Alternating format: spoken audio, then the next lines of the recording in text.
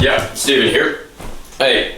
So the continent of Callion is on the southern hemisphere of this world, and then so you understand that? What? So the southern hemisphere of the world. You have a map. Yeah. I'm explaining my world building. So it's on the southern hemisphere of this world. You're explaining, Steven. Why you sent me a text message saying, Maximilian, come over, I need you. Yeah, I need you to be able to explain my world building. I feel like that was a very misleading text then. I thought you're explaining world building? Do you want to drink dragon's milk out of a horn? Yeah, I do.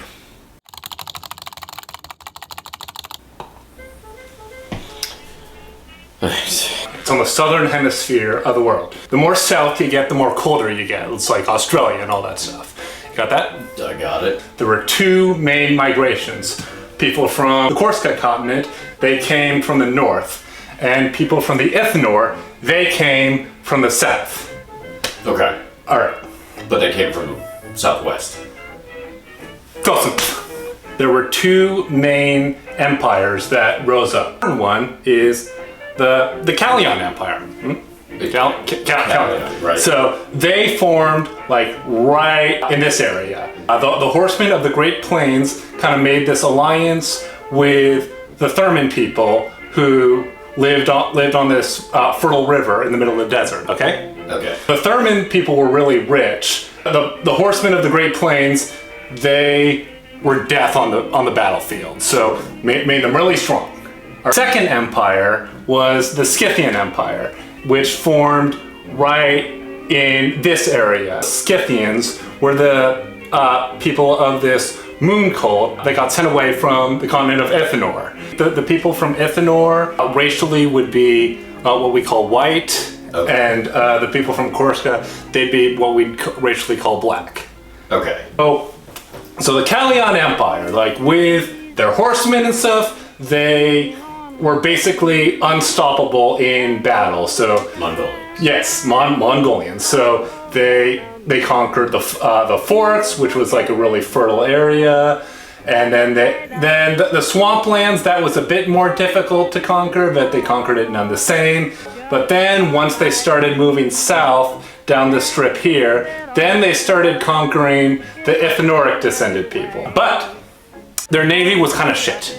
Okay. Shitty navy, terrible navy, so they couldn't really conquer the Fishhook Islands, okay, which were sort of like a series of island states. I see. But then things got really interesting when the Callion Empire started facing off with the Scythian Empire. That was when things started to be difficult for them.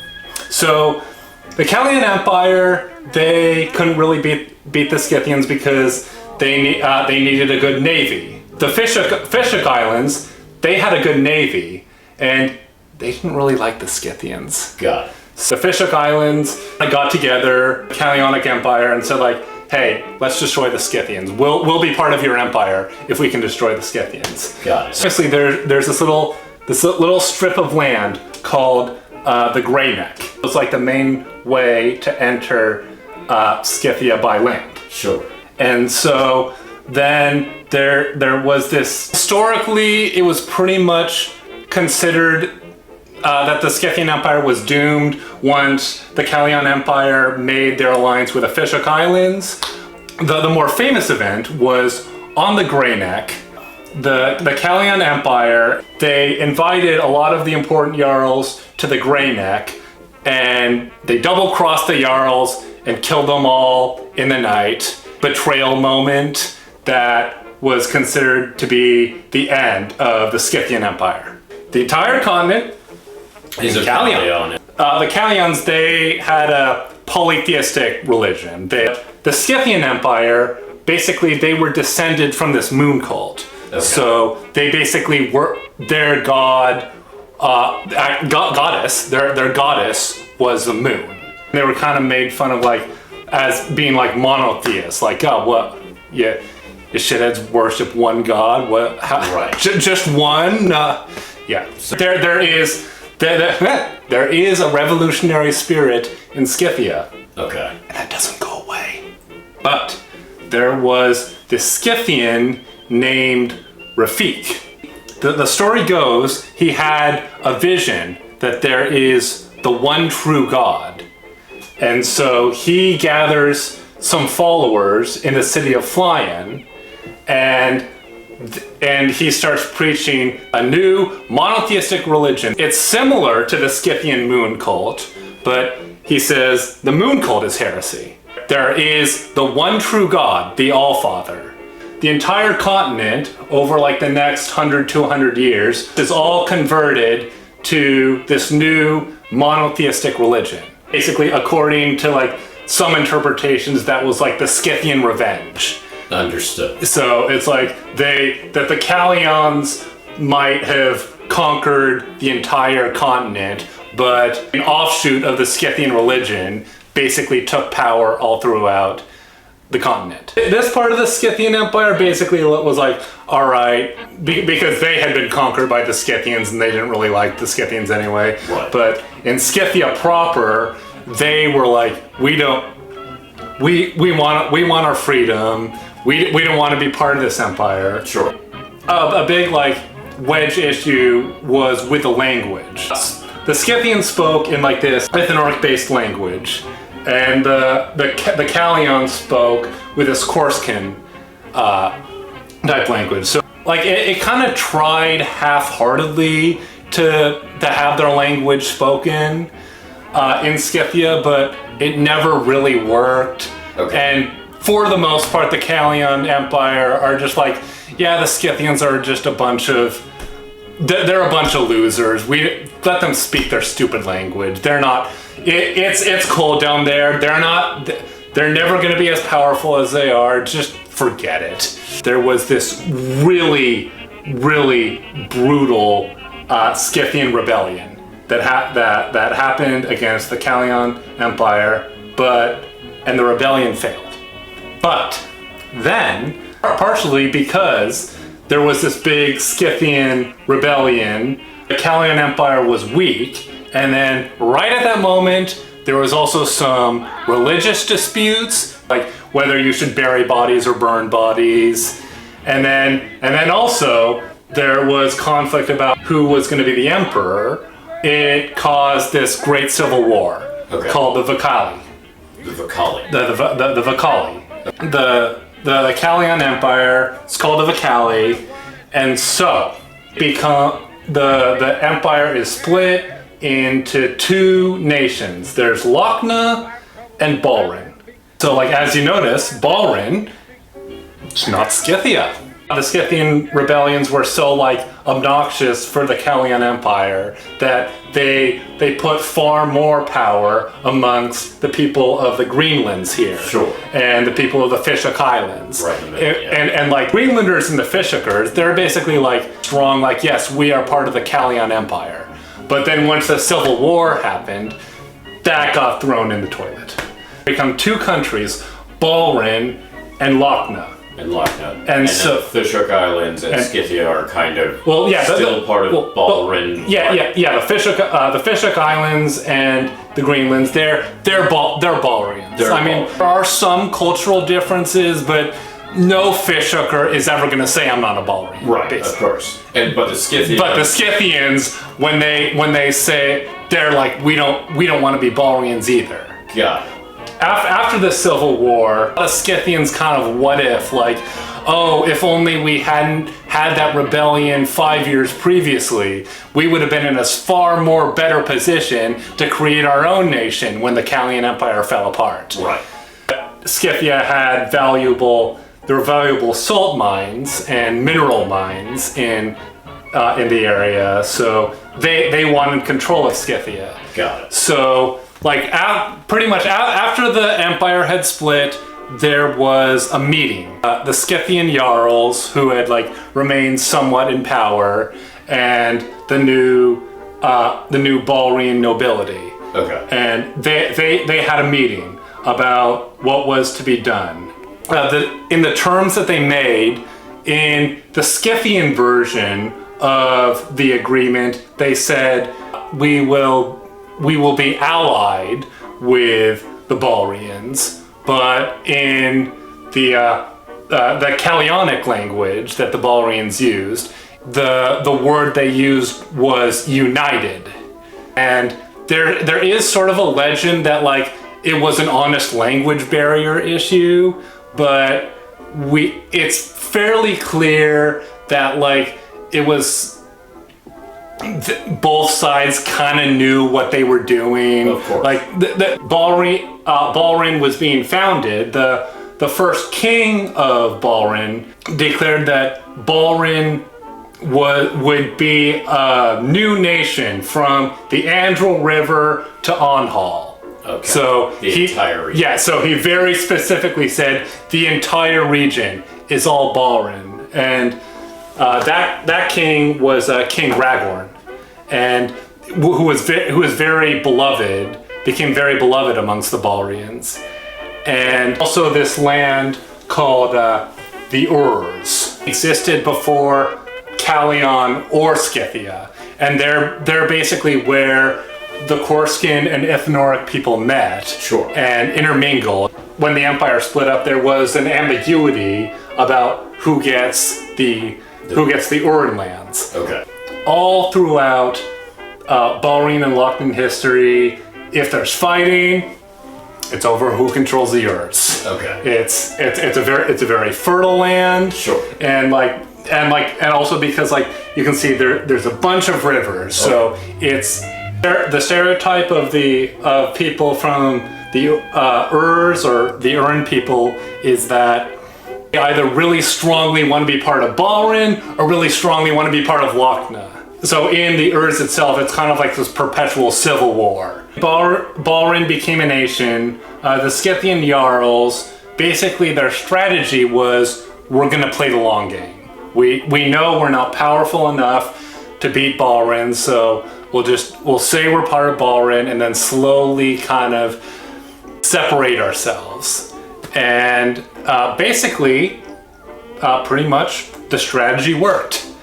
Slowly, Scythia became less and less part of Balrin. After literally centuries of just slowly playing the long game, Scythia became its own free nation. Right. For 3 decades. For 30 years. For 30 years. And then some goddamn upstart Balrine king was like, we shouldn't have given Scythia away. We're gonna take it back. It was called the Autumn Conquest, and they took Scythia back. Both Balrin and Lochna are basically in this feudalism type system, but then things start to change. Enlightenment ideas, rights of men, democratic theories start drifting in, first through the university in Oslam. There's this revolutionary movement that comes to be called Ayla's riots. The peasant uprising, breaking into the lords' houses and hanging them and murdering them. It almost succeeds, but doesn't quite succeed. But still, the nobility are like basically, they're scared shitless. It's an aristocracy that appoints a king. The aristocracy appointed a king a bastard child of one of the princesses. Okay. Because of archaic traditions and because the original king was kind of an asshole, he labeled this bastard child as nameless. Okay. So this new person that they anointed, considered to be somewhat progressive, okay, he'll be a compromise, we can control him, and it'll keep the plebs happy. Sure. if we anoint this somewhat progressive guy. But it turned out that the nameless king was a lot more ruthless and a lot more politically savvy than they thought he'd be. So he appeals to the common people, saying, I am for you, and those goddamn nobility, they're the ones getting in the way. Give me power. He ends up reforming Balrin into a republic. Balrin becomes a republic. They kind of make Scythia into an apartheid state. But whenever Scythia rose up, he was brutal in overthrowing them, and very infamously, there was a rebellion going on in Onhal, and he basically burned down the entire city. But before the Nameless King came into power, no common people could own land. So it was all the nobility. And so the Nameless King wanted to give the common people their land, and the nobility didn't like that. There was a fight over that. The Nameless King won, and he gave the common people their land, but again, not really in Scythia. Of course. Yeah, so he pretty much gave all his Balrian friends most of the land in Scythia. Okay. Split into a conservative and liberal party. Sure. And so the two parties are the Kingsmen and the League. The Kingsmen, like somewhat contrary to how it sounds, more progressive party, but the League is a bit more now called states' rights party. Talks about provincial rights. It kind of meant provincial rights to oppress people. There's a Scythian nationalist party. That party's banned. Right. Because the church is so unpopular in Scythia, and also because of like the new like Enlightenment ideals, skepticism in the church itself, there is a new religious movement.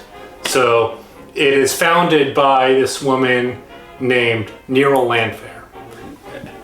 There was this miracle that happened on Horseshoe Island. Basically, Nero Landfair was this Balrian woman who was exiled in Lochna, and on Horseshoe Island, a lot of people were cured of a plague in Horseshoe Island by Nero Landfair, and no one's quite sure what happens, what happened on that day. But she basically came to Scythia and started preaching her own, basically non-god worshipping, non-deistic religion, where she's a prophet and she warned that there's an apocalypse coming. Okay. So all right, Stephen. So that's the continent of Callium. that is the continent of Callium. And that is what you called me over here for. Yes. That was the original I text. am done with the continent of Callium. I was checking if you were done. So the city of Ulfgarn. God damn. The city of Ulfgarn, that is the capital city of Scythia. Sit. It is like the most perfect harbor that has ever existed. Okay. So because of that, they are able to build these canals. That is City of Ulfgarn. Yep. that is where the majority of the Brimstone Rebellion takes place. Brimstone Rebellion. Yes. That's the Yes. book. That is the hometown of Ickelberg. Dickelberg. This is Ickelberg. And Ickelberg is the son of a university man. So Scythia, in spite of all its rebellions and the bigotry that the Balrians hold Ulfgarn in, the Ulfgarn University is somewhat respected. Okay. And it's remember Rafik, who founded. Oh yeah. Rafik's Cathedral and Rafik's Isle. So basically, Scythia has built this in this semi-natural island right here. They build this bridge to it, so it's probably next to the university. It's the most famous place in all of Ulfgarn. You see these dotted lines all throughout Ulfgarn. Yes. Yeah. They designate green districts. That is where the Balrians hold sway. The ethnic lines are kind of cut across historical districts. Of course. So yeah, like Oldsboro is kind of like this area here. West Corner, that is a fairly new addition to Scythia because like this used to be like a hilly place where the original city wasn't built. So the Balrians are basically, we need to build a new place where we can control. It doesn't have this historical Scythian baggage to it. So they built West Corner. And then there is this place there called the Hem. That is a place where nationalistic rebels tend to congregate. And this little area right here, before West Corner was built, that's like the the most prestigious part of Ulfgarn. Okay. And so, of course, the Balrians kind of took control of that. Dine Castle. The Dines were a family descended from the Jarls, Okay. but they were loyal to Balrog. Because of that, they were the original rulers of all of Scythia. So yeah, basically the Dine Castle, it was where Scythia was originally ruled from. Sure. During the days of the aristocracy, and kind of like considered like this monument to Scythia's oppression. Okay. Ulfgarn is a city that's expanded. Ulfgarn, like, this is the original city. Sure. Right? Over the years, it's expanded out. Sure. For bougie Scythians, they tend to live around this area, Okay. around the university, because Around like the university, the university is like the one thing Ulfgarn has that's somewhat respected. Sure. So yeah, that's held in esteem, and like this, and like the east side of the city, that's like the poorer side of the city. So the poor side of the city is more like the industrial quarter. Of course. So there's a mill there. There's a foundry there. Okay. Sure. This is like this is like the tourist area. Sure. The Rafik Isle is practically like a theme park. Sure. And Sure. and also down with the Nell Bridge, it's where like it's this feat of engineering, and along the Nell Bridge they play a lot of music. Okay. So Scythia is known for its music. Okay. So yeah, like basically the if you want to make it as a musician in Scythia, you play along the Nell Bridge, and like You might get discovered. yeah, you might get discovered. Visitors will throw you a coin. Sure. Coins. It's and remember how I mentioned the Neolites? Yes. The new religion. Yeah, the new religion, right here in East Castle, 10 miles away. Okay. That's like their home base, where the prophet lives. And East Castle basically was like this dilapidated old ruin of like this little fortress that wasn't really being used until Nero came. Right. And she basically built her own town for her followers, where she held sway. Got it. And this is more the area where like Balrog has kind of like pretty much sent the poorer Balrians like, hey, you should go to Scythia, because it would be really convenient if a lot of Balrians are in Ulfgarn. Sure. Yeah. So that's Ulfgarn. that's Ulfgarn, and that is where the Brimstone Rebellion takes place. Brimstone Rebellion takes place with Igilburic, who is the son of a university man. Yes, he is. And they meet in the Hem. The rebels meet in the Hem. And is that it? Are you That is done? it. That is it. I am done. There's no map behind that one. No. There's no map No, behind there's that. no map. And that's why you called me over here. That is why I called you over now. Steven, I appreciate the beer, but I don't know if we could be friends. But I look forward to reading your book. It's a very kind gesture.